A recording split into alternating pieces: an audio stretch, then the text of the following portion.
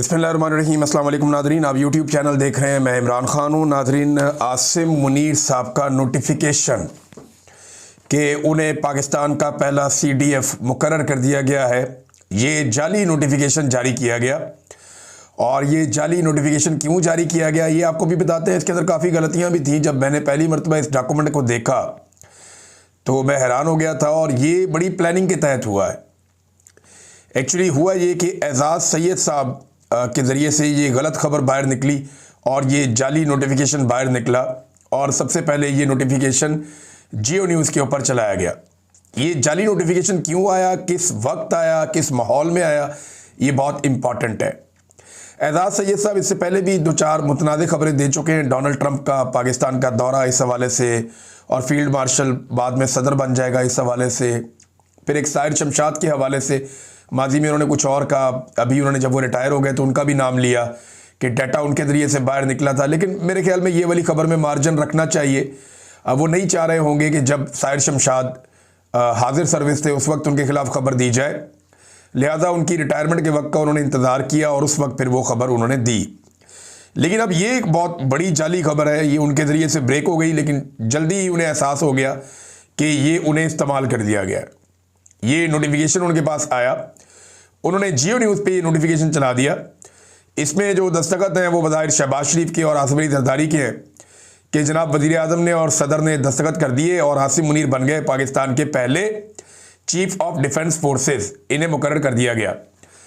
अब इसमें हो सकता है यही हो जाए, और ज़्यादा इम्कानात भी यही है कि आसिम मुनीर ही बन जाए।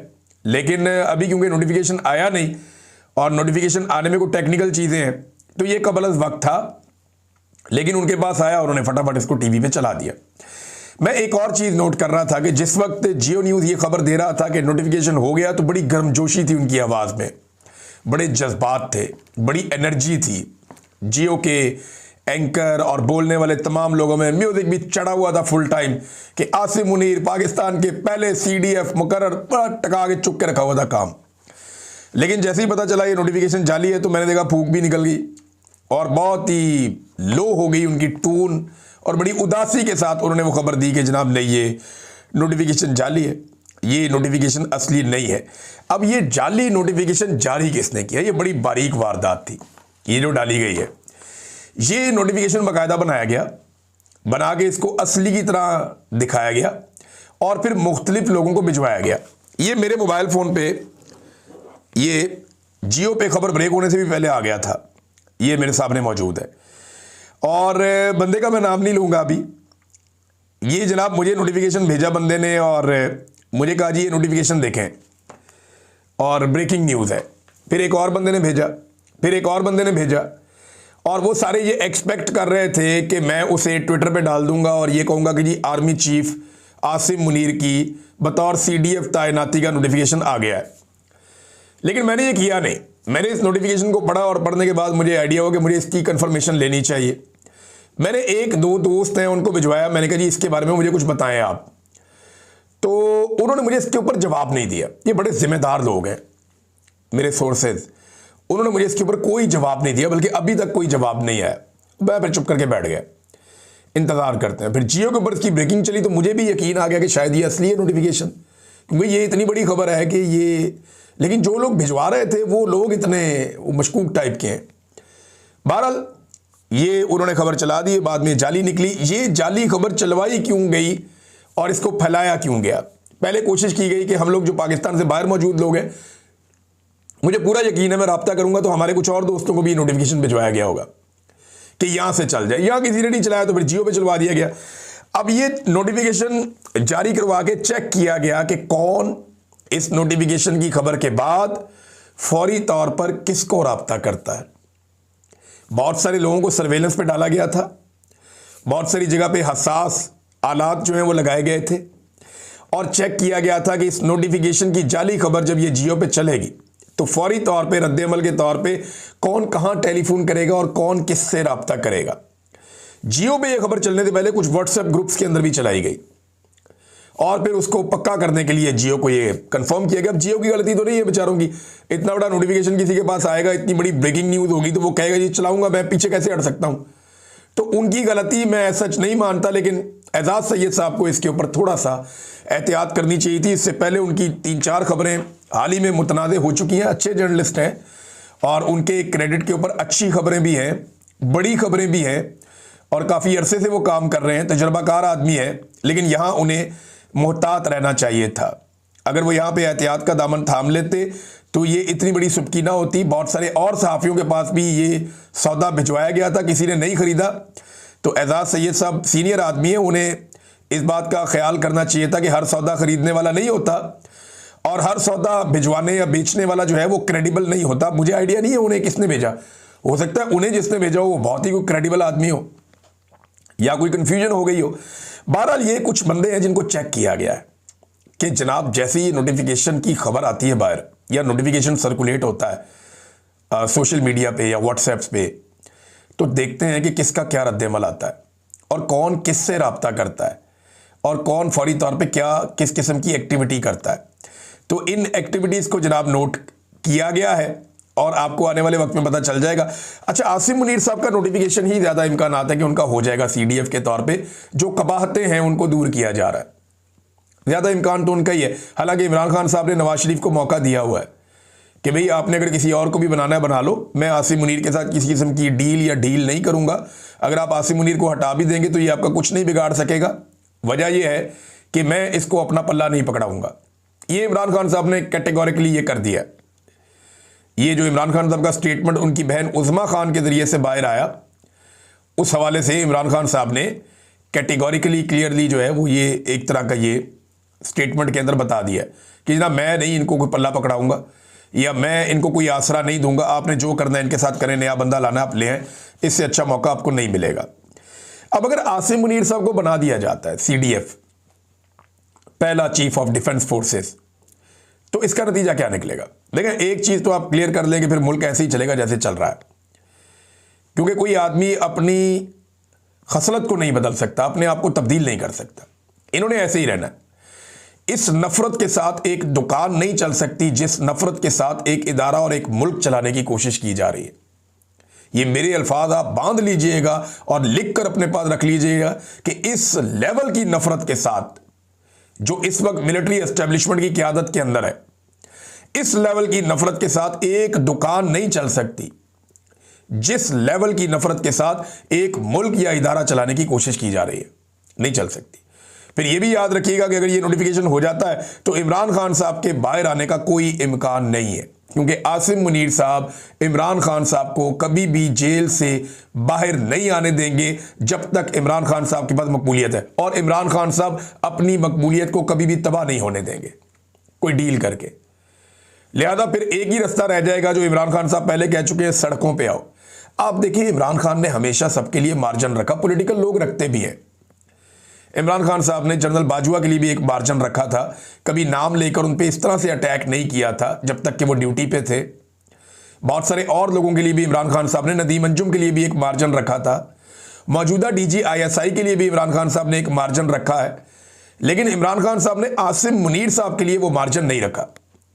वो इस बात पे कंफर्म है इमरान खान साहब कि ये आदमी मुझे नहीं छोड़ेगा, हम वो दो तलवारें हैं जो एक नियाब में नहीं रह सकती, और अगर मैंने बाहर आना है तो सड़कों पे मुजामत के जरिए से ही बाहर आना है। तो इमरान खान साहब ने सड़कों पे मुजामत का जो रास्ता अवाम को दिखाया है, वही एक रास्ता रह जाएगा इमरान खान साहब के बाहर आने का। नवाज शरीफ साहब को एक बात तो और भी कंफर्म आप कर लें कि अगर आसिम मुनीर साहब को मौका मिल गया तो वो नवाज शरीफ साहब को कंफर्टेबल पोजीशन में नहीं आने देंगे। उनकी बेटी वज़ीर आला रहे, भाई उनका वज़ीर आज़म रहे, लेकिन नवाज शरीफ की वो पहले वाली मौजे या उन्हें लगता है कि नवाज शरीफ खुद आ जाएंगे, ये वो शायद नहीं होने देंगे। मुझे ऐसा लगता है कि वो नहीं होने देंगे अगर उनमें अकल है तो, क्योंकि उन्होंने देख लिया जो नवाज शरीफ ने गुज़िश्ता कुछ अरसे में उनके साथ किया। और 26 नवंबर को इमरान खान के बारे में जो नवाज शरीफ का स्टेटमेंट था उसको अगर आप उठाकर देखें तो वहाँ पे भी एक बहुत बड़ा मैसेज है। अब नून लीग उस मैसेज से पीछे हटती जा रही है, लेकिन अब पछताए क्या जब चिड़ियाँ चुग गई खेत। नाज़रीन, एक तो ये नोटिफिकेशन जाली साबित हो गया और बंदे ताड़ लिए गए कि किसकी क्या एक्टिविटीज़ हो रही हैं।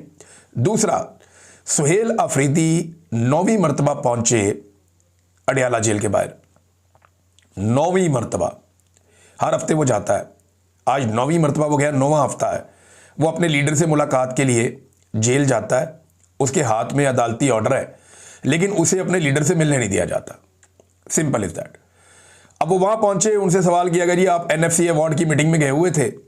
एनएफसी के बारे में वो एक मीटिंग चल रही है ना कमेटी की, वहां पे वजीर खजाना भी था, दीगर कुछ वज़राए आला भी थे, सुहेल अफरीदी वॉज देयर। तो इन्होंने वहां पे फाटा के बारे में बात की है। जनाब के आपने हमसे वादा किया था कि फाटा के मर्जर के बाद उनका हिस्सा जो है वो खैबर पख्तूनख्वा को दिया जाएगा, वो नहीं दिया गया। फिर जो हज़ारों अरब की उनकी डिमांड है कि जो पैसे पेंडिंग आ रहे हैं खैबर पख्तूनख्वा के वो भी दिए जाए, तो अपने खैबर पख्तूनख्वा के मुतालबात सुहेल अफरीदी ने बहुत अच्छे तरीके से उनके सामने रखे और इस पर इत्तफाक भी किया गया। एक कमेटी बनाई गई फाटा के हवाले से कि जी जनवरी में हम आपको बता देंगे, और जनवरी में अगली मीटिंग भी होने जा रही है एनएफसी की। ये एनएफसी में गवर्नमेंट चाहती क्या है? वो ये चाहती है कि सूबों का शेयर कम किया जाए। जो सूबों को पैसे दिए जाते हैं वफाक की जानिब से, टैक्स के पैसे इकट्ठे करके अवाम से, वो पैसा कम किया जाए और सूबे कुछ जिम्मेदारियां ज़्यादा उठाएं। अब सूबे ये कहते हैं जनाब कि अब आप 18वीं तरमीम के बाद आपने सूबों को इख्तियार दिया है, तो सूबों को मौका देना तामीर और तरक्की करने का। आप हमारे पैसों की कटौती करेंगे, पहले ही आप नहीं दे रहे, तो हम कैसे तरक्की करेंगे? पंजाब को तो इन्होंने लहरें बहरें की होती हैं। छोटे सूबों का पाकिस्तान में हक मारा जाता है और बार बार मारा जाता है। तो वहां पे जनाब एक टाउट ने सवाल किया सुहेल अफरीदी से कि जनाब आपने एनएफसी का जो मीटिंग है वो आपने जल्दी ख़त्म करवा दी इसलिए कि आप यहाँ आके इमरान खान साहब को मिलना चाहते थे। सुहेल अफरीदी ने कहा यार खुदा का नाम ले, यानी ये कोई अजीबोगरीबी बात कर दी कि एनएफसी के सारे लोग उठकर चले गए कि सुहेल अफरीदी ने जाना और जाकर इमरान खान से मिलना है, और वहाँ जाके मुलाकात भी नहीं हुई। इनके ना दिमाग ख़राब हो गया मेरे ख्याल में। अजीबोगरीब किस्म की बातें ये सोचते हैं और वही बातें ये कर देते हैं। अब ये सुहेल अफरीदी के लिए मीटिंग पहले खत्म की जा रही है, दूसरा इश्तिहारी भी करार दिया जा रहा है 26 नवंबर 2024 को जो मुकदमा दर्ज किए गए थे उसमें सुहेल अफरीदी को इश्तिहारी करार देने की कार्रवाई की जा रही। तो एस्टेब्लिशमेंट के पास नफरत के अलावा कुछ नहीं है। ये इस नफरत की आग में खुद भी जलेंगे, मुल्क को भी जलाएंगे, और अब तक तो ये मुल्क को लगातार जलाते ही चले जा रहे हैं। सुहेल अफरीदी की मुलाकात फिर नहीं करवाएगी। अब जब मुलाकात नहीं करवाई गई तो टाउटों की खबर दुरुस्त साबित हुई। वो जो टाउट्स हैं जिनको बताया गया था कि अब हम सुहेल अफरीदी को नहीं मिलने देंगे जुमेरात को, तो फिर सुहेल अफरीदी को जुमेरात को नहीं मिलने दिया गया। तो टाउटों के पास जो मालूमात थी वो मालूमात बज़ाहिर दुरुस्त थी कि सुहेल अफरीदी की मुलाकात नहीं करवाई जाएगी। एक तो ये बात भी आप अपने ज़हन में रखें, यानी जज तो नहीं बताएगा ना टाउटों को, कोई और भी नहीं बताएगा, तो इनको तो एस्टेब्लिशमेंट के लोग ही बताएंगे, अफसरान एजेंसियों के वही बताएंगे जिनके कंट्रोल में इमरान खान की जान और अडियाला जेल है। कंट्रोल में तो अल्लाह ताला के है, लेकिन इन्होंने तो काबू किया हुआ है ना। ये तो सांसों के मालिक बने हुए हैं लोगों को जेलों के अंदर बंद करके। तो उन्होंने जो कहा वही हो गया। अब इमरान खान के पास जो है ना मुज़ामत के अलावा कोई और रास्ता नहीं है, कोई और रास्ता इन्होंने छोड़ा भी नहीं। और इमरान खान साहब का अपना करैक्टर आप देख लें या उनकी आप सियासत देख लें, अब इन दोनों चीज़ों का इन्हिसार या तकाजा मुज़ामत पे ही होगा। वजह यह है कि इमरान खान साहब का अपना किरदार मुज़ामत के अलावा किसी और रास्ते पे जाने वाला है ही नहीं, वो इधर ही जाएंगे। और जिस आदमी को गोलियां लगे और वो बाहर निकलकर मुक्का लहरा रहा हो, ये तो आप किसी और को गोलियां मार के देखें ना कि वो किस तरह एम्बुलेंस में जाता है। जो आदमी 70 साल की उम्र में गोलियां खा के बाहर निकलकर मुक्का लहरा रहा हो, उस आदमी का करैक्टर क्या होगा? वो मुज़ामत में ही जाएगा, वो मफामत में नहीं जाएगा। दूसरा, जो इमरान खान साहब की सियासत आज खड़ी है जिस मुकाम पे, वो मुज़ामत की वजह से खड़ी है। मफामत की वजह से वो बहुत डाउन चले जाते, जैसे जरदारी साहब या नवाज शरीफ साहब चले गए हैं। बहरहाल इस फेक न्यूज़ ने पाकिस्तान के पूरे सिस्टम को हिला दिया है। जो तारर्स हैं दोनों, अता और दूसरा वजीर कानून, दोनों तारर्स बैठे, एक प्रेस कॉन्फ्रेंस की उन्होंने, और 4 बजे के करीब उनकी प्रेस कॉन्फ्रेंस थी, और इस प्रेस कॉन्फ्रेंस में उन्होंने अडियाला जेल के मामलात डिस्कस किए। पहले शायद ये था कि नोटिफिकेशन के मामला डिस्कस होंगे, लेकिन क्योंकि कोई डेवलपमेंट नहीं थी तो फिर इन्होंने अडियाला जेल के मामला डिस्कस किए। और अब इन्होंने अनाउंस कर दिया कि उज़्मा खानम की भी मुलाकात नहीं होगी आज के बाद। भाई आप कौन होते हैं फैसला करने वाले कि मुलाकात उज़्मा खानम की नहीं होगी? वो इमरान खान की बहन है, उसके पास ये आइनी और कानूनी हक है कि वो जाए और जाकर अपने भाई से मुलाकात करे। ये हक अलीमा खानम के पास भी है, नौरीन खानम के पास भी है। तो अगर अगली मरतबा नौरीन खानम कोई पैगाम लेकर बाहर आ जाती हैं तो आप कहेंगे कि आज के बाद नौरीन खानम की भी मुलाकात नहीं होगी। 20 तारीख को इमरान खान साहब का एक केस लगा हुआ है अदालत में अडियाला जेल के अंदर। ये पिछले 2 महीने से इसको पेंड किया जा रहा है। पहले 1 तारीख दी गई, फिर दूसरी तारीख दी गई, अब दिसंबर की 20 तारीख दी गई है। तो शखाना 2 अब ये केस जब अदालत में लगेगा तब तो इमरान खान साहब की फैमिली वकला सारे जाएंगे। अगर एक और डेट ना दे दी गई और नोटिफिकेशन या ऐसी चीज़ें ना फंस गई तो फिर इमरान खान साहब का ये केस लगेगा, तो इमरान खान साहब का स्टेटमेंट तो फिर बाहर आ जाएगा। तो आप इमरान खान की जुबानबंदी कर नहीं सकते। इमरान खान साहब ने जो कुछ कहना था वो कह दिया और बहुत सारी चीज़ें अब रिकॉर्ड का हिस्सा बन चुकी हैं। फैसल वाडा जैसे लोग हो गए या बहुत सारे और टाउट्स हो गए, ये लोग जब बात करते हैं ना तो इससे एक फ़ायदा बहुत हुआ। ये जो छोटी सी लड़ाई हुई ना, एक झड़प हुई मौजूदा हुकूमत में और एस्टेब्लिशमेंट में, बज़ाहिर एक झड़प हुई। इस झड़प के अंदर एक फ़ायदा हुआ कि जो असासे थे ना इनके बैठे हुए मुख्तलिफ जगह पे, वो आइडेंटिफाई हो गए कि इनमें से कौन कौन सा नून लीग के साथ चला जाएगा और कौन कौन सा एस्टेब्लिशमेंट के बूटों के साथ और तस्मों के साथ लटक जाएगा। तो ये बड़ी अच्छी क्लैरिफिकेशन हो गई। अच्छा, इन्होंने अपनी ज़बानें भी गंदी कर ली, इन्होंने बड़ी घटिया और लुच्चड़ किस्म की ज़बानें भी इस्तेमाल कर ली और इन्होंने ये भी क्लियर कर दिया कि ये किस साइड पे खड़े हैं। और मज़ेदार बात यह है कि इन्होंने गवाहियाँ भी दे दी कि ये जो हुकूमत बैठी हुई है ये जाली फार्म 47 पे बैठी हुई है और इसका हकीकत से कोई ताल्लुक नहीं है। ये सारी हुकूमत लाकर पाकिस्तान की मिलिट्री एस्टेब्लिशमेंट ने या आसिम मुनीर साहब ने लाकर बिठाई है, लिहाजा इन्हें फौरी तौर पे नोटिफिकेशन कर देना चाहिए। इनकी कोई औकात नहीं है कि ये नोटिफिकेशन ना करें। ये बातें पाकिस्तान के वो टाउट्स और असासे कर रहे हैं जिन्हें पाकिस्तान के टेलीविजन के ऊपर बड़ी बड़ी मेन स्लॉट्स के अंदर बिठाया गया। अंदाजा करें आप, चाहे वो सियासतदान है चाहे वो सहाफ़ी हैं, इन्होंने बड़ा क्लैरिटी के साथ आकर बता दिया ये हुकूमत ही जाली है। वो चीज़ जिससे चिढ़ रहे थे एस्टेब्लिशमेंट वाले और हुकूमत वाले, अब उनके अपने जो बच्चे जमूरे हैं वो आकर ये गवाही दे रहे हैं कि जनाब ये हुकूमत जाली है। हुकूमत के जाली होने की इससे बड़ी तस्दीक और शायद कोई नहीं मिलेगी। तो ये बड़ा फ़ायदा हुआ इस छोटी सी झड़प का। नाज़रीन, इंजीनियर मोहम्मद अली मिर्ज़ा साहब के हवाले से खबर है कि उनकी ज़मानत हो गई है और उनका मामला जो है वो डिफरेंट कोर्ट्स के अंदर चल रहा था। इंजीनियर के साथ बड़ी ज़्यादती हुई है। इंजीनियर मोहम्मद अली मिर्ज़ा साहब को फौरी तौर पे रिहा करना चाहिए और उनकी हिफाजत का प्रॉपर बंदोबस्त करना चाहिए, क्योंकि जिस तरह से ये मामला हैंडल किया गया पुलिस की जानिब से, सरकार की जानिब से, और जिस किस्म की नफ़रत फैलाई गई है और जो एक शरई अदालत की जानिब से वो एक स्टेटमेंट आ गया, यानी ये सारी चीज़ें आप इकट्ठी करें तो एक आदमी की जान को ख़तरे में डाल दिया गया। तो इंजीनियर मोहम्मद अली मिर्ज़ा जो है वो एक आलिम है, एक इल्म हासिल करने वाला आदमी है, इल्म फैलाने वाला आदमी है। बहुत सारे लोगों ने बहुत कुछ सीखा उनसे। तो यहाँ पे आप सारे इख्तलाफात एक तरफ रख कर आप ये सोचें कि एक इंसान की जान से आप खेल रहे हैं, तो उन्हें फौरी तौर पे अब रिहा करना चाहिए और उनकी हिफाजत का बंदोबस्त करना चाहिए। कुछ लोग कह रहे हैं कि शायद उन्हें पाकिस्तान से बाहर आ जाना पड़े कुछ अरसे के लिए, तो बिल्कुल अगर उन्हें ये भी ऑप्शन लेना पड़ता है तो वो पाकिस्तान से बाहर आ जाए कुछ अरसे के लिए, ताकि वो जिंदा रह सके। जेल के अंदर रह के तो वो अपना काम भी नहीं कर पाएंगे, जो अच्छा काम वो कर रहे थे वो काम भी वो नहीं कर पाएंगे। लिहाजा या तो सरकार उनकी हिफाजत का बंदोबस्त करे और उनको रिहा करे।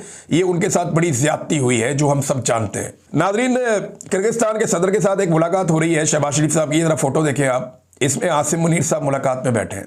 ऐसा लगता है कि आसिम मुनीर साहब ने दोबारा शहबाज शरीफ साहब का पहलू पकड़ लिया है कि अब मैंने इनको इधर उधर नहीं होने देना। और अब शहबाज शरीफ साहब तब तक शायद बाहर नहीं जा सकेंगे जब तक कि वो नोटिफिकेशन जारी नहीं कर देते। तो आसिम मुनीर साहब दोबारा से उनके साथ नत्थी हो गए हैं, यूनिफॉर्म पहन के वो बैठे हुए हैं। हालांकि कोई तुक नहीं बनती, किर्गिस्तान का सदर है, वजीर आजम से मुलाकात कर रहा है, दोनों तरफ के वफूद बैठे हैं, आर्मी चीफ का बीच में क्या काम, ना 3 में ना 13 में बिला वजह आके बीच में बैठ जाते हैं। तो आर्मी चीफ मेरे ख्याल में ज़्यादा वक्त वज़ीर आज़म के साथ गुजारना चाहते हैं और ज़्यादा तस्वीरों में यूनिफॉर्म के साथ आना चाहते हैं कि जनाब पाकिस्तान में आर्मी चीफ मौजूद है, ये कन्फ्यूजन ना फैलाया जाए। हालांकि बहुत सारे लोग ये कह रहे हैं, बहुत सारे सीनियर तज्ज़ियाकार और कानून जानने वाले लोग जो डिफेंस एनालिस्ट हैं वो भी ये कह रहे हैं इस वक्त पाकिस्तान में कोई आर्मी चीफ नहीं है। 28 तारीख के रात 12 बजे के बाद से लेकर अब तक जब मैं ये वीडियो रिकॉर्ड कर रहा हूं, पाकिस्तान में कोई आर्मी चीफ नहीं है। बहरहाल शहबाज शरीफ साहब को कोई एतबार नहीं है, लेकिन किर्गिस्तान के सदर के साथ मुलाकात में भी पाकिस्तान का army chief with the uniform वो वहां बैठा हुआ है। नादरीन, ये जो जज के बेटे के कत्ल वाला मामला है ना, यहाँ पे मैं एक फैमिली से मैंने कुछ मालूमात मैंने अपने लोग भेजे थे, मैंने इकट्ठी की है। ये जो जिना गार्डन में रहने वाली फैमिली है, जो बच्ची पीछे बैठी हुई थी स्कूटी के, 26 साल इसकी उम्र थी बेटी की, और इसकी शादी की भी तैयारियां कर रहे थे घर वाले। ये एक ही बहन थी, बाकी इनके भाई हैं, सिर्फ एक भाई भी इनका पहले फौत हो चुका है, तो ये एक ही बहन है, इकलौती बहन थी उनकी। और इन्होंने जब पुलिस से कहा जी हमें सीसीटीवी फुटेज ही दे दें आप, जहाँ पे जज के बेटे ने कत्ल किया हमारी बेटी को। और वो पता ये चला है कि जो दावा किया जा रहा है, जो जर्नलिस्ट वहाँ मौजूद है इस्लामाबाद में, वो ये बता रहे हैं कि जज खुद आया था, उसने आकर अपने बेटे को फरार करवाया, उसके साथ 2 लोग थे मुबैना तौर पे, उनको भी भगाया वहाँ से, और पुलिस ने उस बच्चे को उंगली भी नहीं लगाई। वजह ये थी कि उसने छूटते ही एक्सीडेंट के फ़ौरन बाद बता दिया कि मैं हाई कोर्ट के जज का बेटा हूँ, तो किसी ने उसको टच भी नहीं किया। तो गाड़ी जनाब वहीं पे थी, बच्चे को भगा दिया गया। और अगले दिन जो FIR दर्ज की गई, वो FIR इंतहाई कमज़ोर दर्ज की गई, वो दफ़ात उसमें नहीं लगाई गई जो लगती हैं। अच्छा, फैमिली ने पूछा पुलिस वालों से कि आपने ये क्या किया, वो उनके पास जवाब ही कोई नहीं है। वो कहते हैं वकील हमें कह रहे हैं कि FIR गलत हो गई है, पुलिस वाले कह रहे हैं नहीं जी ठीक हो गई है। फिर जो SHO है इमरान, मियाँ इमरान, ये भी उनके घर आया था, मियाँ इमरान, और इसने उनको बताया जी CCTV फुटेज का जो कैमरा है ना वो रोटेशन वाला है, घूमने वाला है, पंखे की तरह घूमता है। तो जिस वक्त एक्सीडेंट हुआ उस वक्त कैमरा घूम के पर्दी तरफ हो गया था।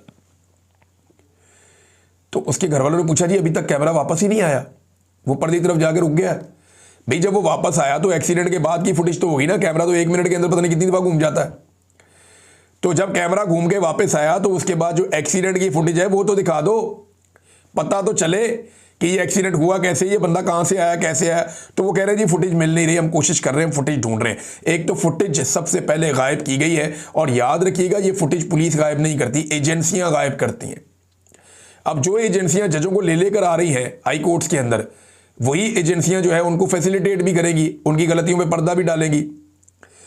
तो ये जो एक इस्तिस्ना वाला मामला है ना, ये फिर फील्ड मार्शल तक या सदर पाकिस्तान तक नहीं रुकेगा।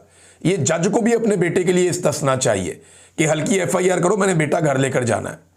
वहाँ पे पुलिस वालों ने ज़बरदस्ती एक जो बच्ची है उसके भाई को कहा कि मिलो, इस मुलजिम से भी हमने वहाँ रखा हुआ है थाने में। जब अगले दिन उसको पेश किया गया, उसने कहा जी मैं नहीं मिलना चाहता उससे, उसने मेरी बहन को मारा है।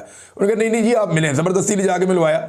तो सोफे लगे हुए हैं, बेहतरीन माहौल बना हुआ है, वहाँ पे वो बच्चा नहाया धोया, साफ़ सुथरा, बिल्कुल कंफर्टेबल, वो बच्चा वहाँ पे आके बैठ गया।